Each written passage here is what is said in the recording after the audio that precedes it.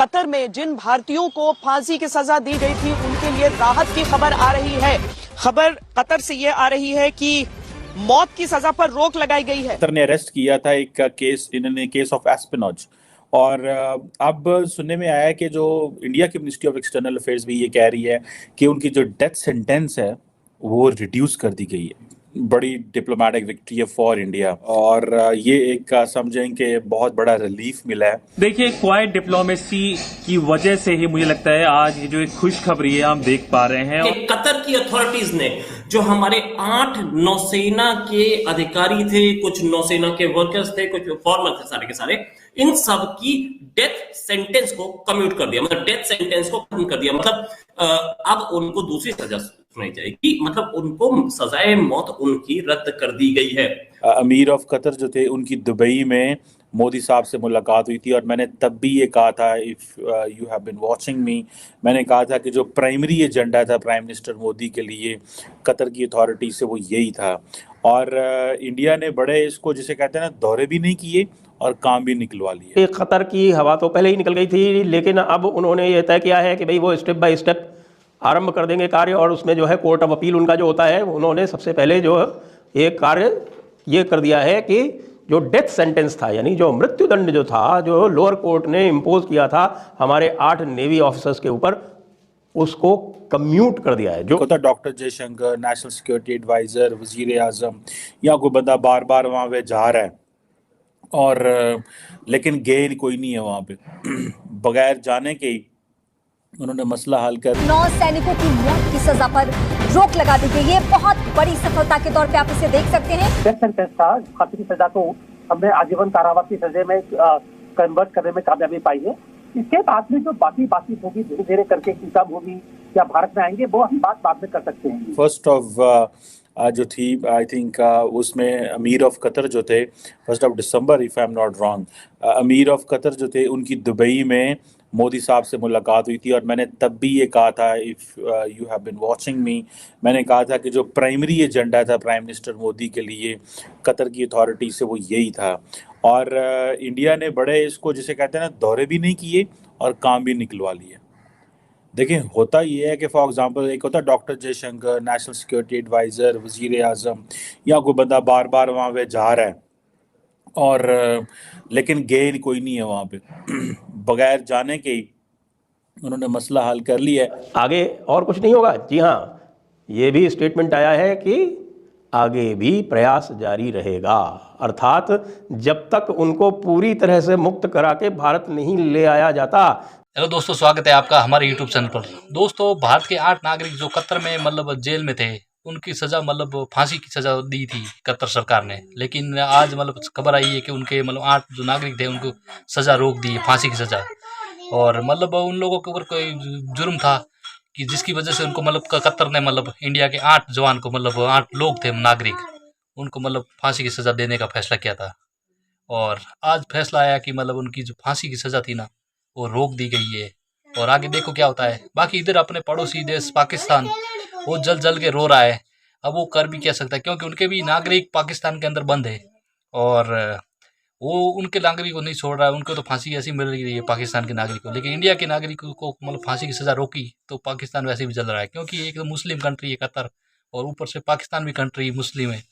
अब कतर मतलब पाकिस्तान चाह रहा है कि भाई मुस्लिम दोनों कंट्री है, तो ऐसा बीच में आके मतलब ये सब रोक दे, लेकिन नहीं, वो अब मतलब किसी का नहीं सपोर्ट कर रहा, इंडिया का सपोर्ट कर रहा है कतर।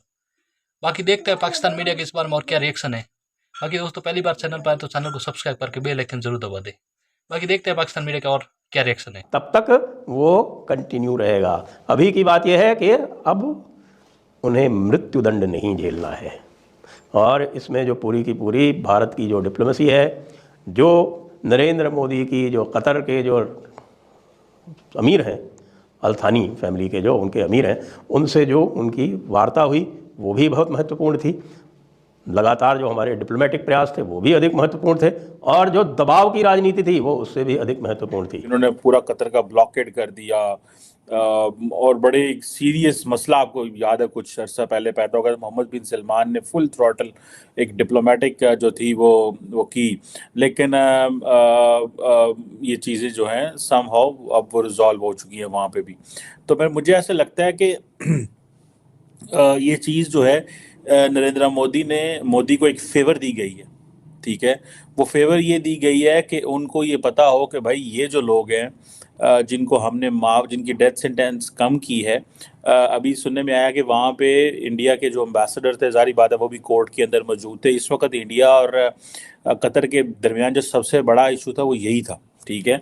और बाकी भी उनके ऑफिशियल सुनर्स कोर्ट में मौजूद थे और कुछ फैमिली मेम्बर्स भी मौजूद थे। और आज जब ये सारा वाकया सामने आया है तो उन्होंने कहा होगा कि भाई देखें, रियासत जो है वो खड़ी हुई थी, हमने तमाम लीगल असिस्टेंस दी, जितना भी पैसा चाहिए सारा कुछ जो भी है। अब ये जो क्वेश्चन है, ये इसका नाम था दारा ग्लोबल केस, जिसमें ये सेंटेंस हुई थी। सो इंडियंस को राइट नाउ ये चांस तो मिल गया है कि वो उन्होंने अपने इन लोगों को इस मौके उनकी सेंटेंस कम हो गई है। लेकिन इम्पॉर्टेंट चीज़ ये है, जो मेरी अंडरस्टैंडिंग है, कि हो सकता है कि रमज़ान के अंदर जो कि आता है, जो कतरी अमीर हैं वो उनको वैसे ही पार्डन कर दें, माफ़ कर दें, ठीक है जी।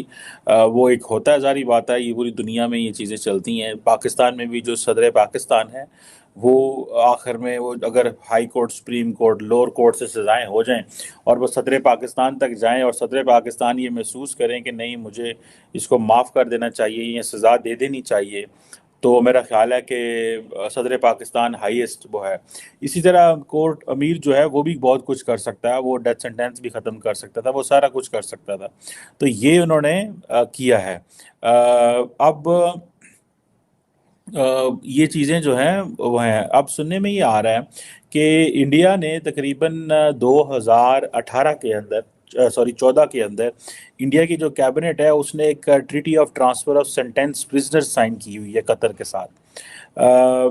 उसमें यह है कि जो इंडियन जो प्रिजनर्स हैं जो कतर के अंदर हों या इंडिया के अंदर कतरी प्रिजनर्स हों, ये वाइस वर्सा चलता रहता है, या उनकी जो नियर फैमिलीज़ हों, वो अपनी जो अपनी सज़ा है उसका एक जो रिमेनिंग हिस्सा है वो अपने होम कंट्री में रह सकते हैं। सो दैट इज़ बेसिकली ये चीज़ें इंडिया की सरकार ने ये इस तरह की जो ट्रीटी है वो बरतानिया से की है, मॉरिशस से, बुल्गारिया, ब्राज़ील, बड़ी लंबी लिस्ट है, फ्रांस से, South Korea, Saudi Arabia, Iran से, even UAE, Maldives, Thailand, Turkey, Italy, Russia, Australia, ये सारी जो हैं वो हैं। और सुनने में सजाए मौत खत्म, मतलब जो फांसी का फंदा दिख रहा था वो तो अब नहीं होने वाला है। बड़ी अचीवमेंट है गवर्नमेंट ऑफ इंडिया की, एक्सटर्नल अफेयर्स मिनिस्ट्री की, प्राइम मिनिस्टर मोदी, खास तौर से मैं यहाँ पे बोलूंगा क्योंकि प्राइम मिनिस्टर मोदी ने अभी दिसंबर में ही एक ट्रिप मारा था कतर का और जाकर के स्पेसिफिकली ये बात की थी। कतर चाहता था कि इंडिया अपना स्टैंड इजराइल पे चेंज करे, लेकिन इंडिया ने अपना स्टैंड इजराइल पे चेंज नहीं किया। देखने वाली बात है, कतर ने अपना स्टैंड चेंज कर लिया, इंडिया ने नहीं किया अपना स्टैंड। ये बहुत इंपॉर्टेंट चीज, बहुत बड़ी खबर जो अभी सामने आ रही है वो ये एक्सटर्नल अफेयर्स मिनिस्ट्री ने इस बात को कंफर्म किया है कि उनकी